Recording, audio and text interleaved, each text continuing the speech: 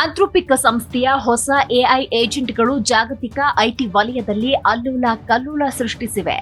Outsourcing ಕೆಲಸಗಳನ್ನ AI ಕಸಿದುಕೊಳ್ಳೋ ಭೀತಿಯಿಂದ ಅಮೆರಿಕದ ಬೆನ್ನಲ್ಲೇ ಟಿಸಿಎಸ್, ಇನ್ಫೋಸಿಸ್, ವಿಪ್ರೋ ಸೇರಿ ಭಾರತೀಯ ಐಟಿ ದಿಗ್ಗಜರ ಷೇರುಗಳು ಭಾರಿ ಕುಸಿತ ಕಂಡಿವೆ.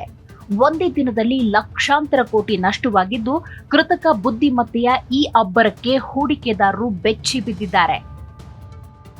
ಇನ್ಫೋಸಿಸ್, ಟಾಟಾ ಕನ್ಸಲ್ಟೆನ್ಸಿ ಸರ್ವಿಸಸ್ ಅಂದ್ರೆ ಟಿಸಿಎಸ್, HCL ಟೆಕ್ ಮಹೀಂದ್ರಾ, ವಿಪ್ರೋದಂತಹ ದಿಗ್ಗಜ ಕಂಪನಿಗಳ ಷೇರುಗಳು ಉರುಳಿ ಬಿದ್ದಿವೆ.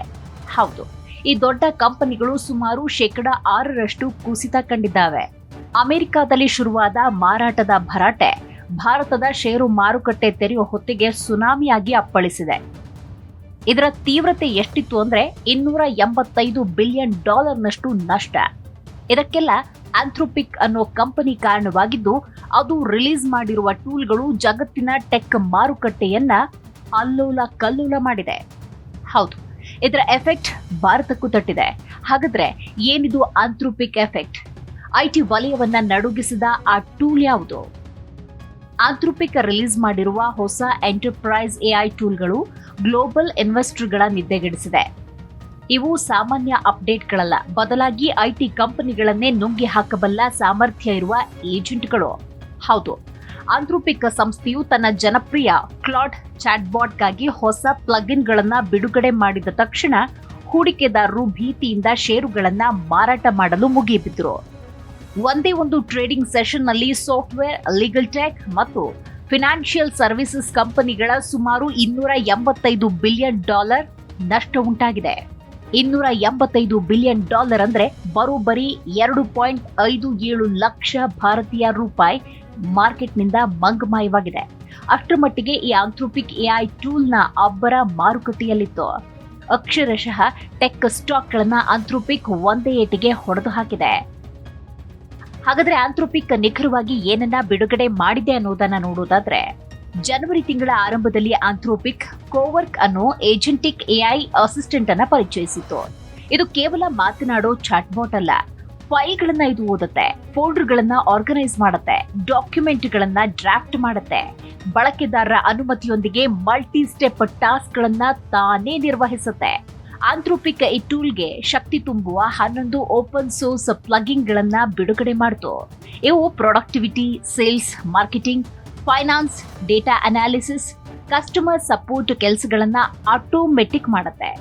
ಮಾರುಕಟ್ಟೆಯನ್ನ ಇದು ಬೆಚ್ಚು ಬೀಳಿಸಿದ್ದು ಇದೇ ಲೀಗಲ್ ಪ್ಲಗಿನ್ ಟೂಲ್.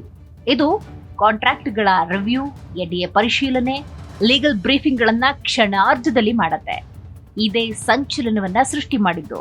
ಆದರೆ ಇದರ ಔಟ್ಪುಟ್ಗಳನ್ನ ವಕೀಲರೇ ಪರಿಶೀಲಿಸಬೇಕು ಎಂದು ಆಂಥ್ರೋಪಿಕ್ ಹೇಳಿದ್ರು ಹೂಡಿಕೆದಾರರು ತಮ್ಮ ಭಯವನ್ನ ಬಿಟ್ಟಿಲ್ಲ.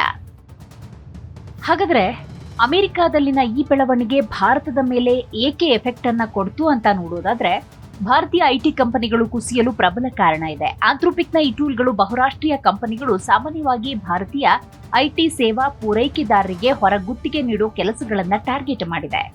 Document processing, complaints check, operational analysis, ಇತರ ಬ್ಯಾಕ್ ಆಫೀಸ್ ಕಾರ್ಯಗಳನ್ನ ಈ ಎಐ ಏಜೆಂಟ್ಗಳು ಅಗ್ಗದ ದರದಲ್ಲಿ ಮತ್ತು ವೇಗವಾಗಿ ಮಾಡಬಲ್ಲದು ಅನ್ನೋದು ಸ್ಪಷ್ಟ.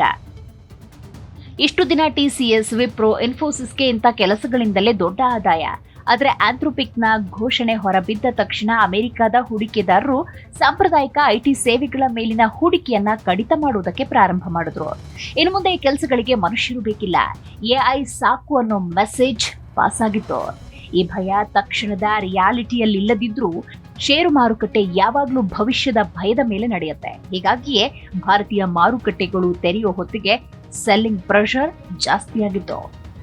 ಭಾರತೀಯ ಐಟಿ ಷೇರುಗಳು ಈಗಾಗಲೇ ದುಬಾರಿ ವ್ಯಾಲ್ಯೂಯೇಷನ್ ಅಲ್ಲಿ ವಹಿವಾಟು ನಡೆಸಿದ್ವು. ಡೀಲ್ಗಳ ಏರಿಕೆ ನಿಧಾನವಾಗಿತ್ತು. ಜಾಗತಿಕ ಕ್ಲೈಂಟ್ಗಳು ಎಚ್ಚರಿಕೆಯ ಹೆಜ್ಜೆ ಇಡ್ತಿದ್ರು. ಅಮೆರಿಕ ಹಾಗೂ ಯುರೋಪ್ನಲ್ಲಿ ಟೆಕ್ ಸ್ಪೆಂಡಿಂಗ್ ದುರ್ಬಲವಾಗಿತ್ತು. ಇಷ್ಟೆಲ್ಲ ಆತಂಕ ಸಿಸ್ಟಮ್ನಲ್ಲಿ ಮೊದಲೇ ಇದ್ದಾಗ ಒಂದು ಸಣ್ಣ ನೆಗೆಟಿವ್ ಸುದ್ದಿ ಕೂಡ ಕುಸಿತಕ್ಕೆ ಕಾರಣವಾಗುತ್ತೆ. ಆದ್ರೆ ಬಂದದ್ದು ಸಣ್ಣ ಸುದ್ದಿ ಏನಲ್ಲ, ನಡೆದದ್ದು ಜಾಗತಿಕ ಆಘಾತ. ಆಂಥ್ರೋಪಿಕ್ ಬಿಡುಗಡೆ ಮಾಡಿದ ಲೀಗಲ್ ಪ್ಲಗಿನ್ ಯಾವುದೇ ವಿಶೇಷವಾದ ಕೇಸ್ ಲಾ ಎಂಜಿನ್ ಅಲ್ಲ. ಇದರಲ್ಲಿ ಯಾವುದೇ ಪ್ರೊಪ್ರೈಟರಿ ಮಾಡೆಲ್ ಇಲ್ಲ.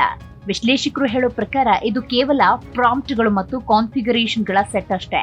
ಅಂದ್ರೆ ಕ್ಲೌಡ್ಗೆ ಕೆಲಸ ಮಾಡುವುದು ಹೇಗೆ ಅಂತ ಹೇಳಿಕೊಡುವ ಒಂದು ಸಿಸ್ಟಮೆಟಿಕ್ ವಿಧಾನ. ಆದ್ರೆ ಇದೇ ಅತಿ ದೊಡ್ಡ ಅಪಾಯ ಅಂತ ಹೇಳಲಾಗ್ತಾ ಇದೆ. ಈಗ ಆಂಥ್ರೋಪಿಕ್ ನೇರವಾಗಿ ರೆಡಿಮೇಡ್ ಸೊಲ್ಯೂಷನ್ ಕೊಡುವುದಕ್ಕೆ ಶುರು ಮಾಡಿದೆ. ಅಂದ್ರೆ ಪ್ಲಾಟ್ಫಾರ್ಮ್ ಒದಗಿಸುವವರೇ ಈಗ ಸ್ಪರ್ಧಿಗಳಾಗಿದ್ದಾರೆ. ಕೇವಲ 3 ವಾರಗಳಲ್ಲಿ ಪ್ಲಗ್ ಇನ್ ಬಿಡುಗಡೆ ಮಾಡಿ ಎಂಟರ್ಪ್ರೈಸ್ ಸಾಫ್ಟ್ವೇರ್ ಕಂಪನಿಗಳು ತಿಂಗಳುಗಟ್ಟಲೆ ಮಾಡುವ ಕೆಲಸವನ್ನ ಆಂಥ್ರೋಪಿಕ್ ಕೆಲವೇ ದಿನಗಳಲ್ಲಿ ಮಾಡಿ ಮುಗಿಸಿದೆ. ಈ ನಡೆ ಷೇರು ಮಾರುಕಟ್ಟೆಯಲ್ಲಿ ಹೊಸ ಅಧ್ಯಾಯ ಬರೆದಿದೆ. ಎಐ ಇನ್ನು ಮುಂದೆ ಕೇವಲ ದೂರದ ಮಾತಿಲ್ಲ, ಅದು ಷೇರು ಬೆಲೆಗಳು, ಹೂಡಿಕೆದಾರ ನಿರ್ಧಾರಗಳು, ದೀರ್ಘಾವಧಿಯ ವಲಯಗಳ ನಿರೀಕ್ಷೆಗಳ ಮೇಲೆ ರಿಯಲ್ ಟೈಮ್ನಲ್ಲಿ ಪ್ರಭಾವ ಬೀರುತ್ತೆ. ಡಾಕ್ಯುಸೈನ್, ಸೇಲ್ಸ್ಫೋರ್ಸ್, ಅಡಾಬ್ನಂತಹ ಕಂಪನಿಗಳು ಈ ಸುಳಿಗೆ ಸಿಲುಕಿದ್ದಾವೆ. ಭಾರತೀಯ ಐಟಿ ಕಂಪನಿಗಳು ಈಗ ಎಐ ಒಂದು ಥ್ರೆಟ್ ಅಲ್ಲ, ಬದಲಾಗಿ ಜಾಗತಿಕ ಸ್ಥಾನವನ್ನ ಬಲಪಡಿಸುವ ಅವಕಾಶ ಅಂತ ಸಾಬೀತುಪಡಿಸುವ ಅನಿವಾರ್ಯತೆ ಸೃಷ್ಟಿಯಾಗಿರುವುದು ನಿಜ. ಇಲ್ಲದಿದ್ದರೆ ಷೇರು ಮಾರುಕಟ್ಟೆಯಲ್ಲಿ ಇಂಥ ಅಧ್ಯಾಯಗಳು ರಿಪೀಟ್ ಆಗ್ತಾನೆ ಇರುತ್ತೆ.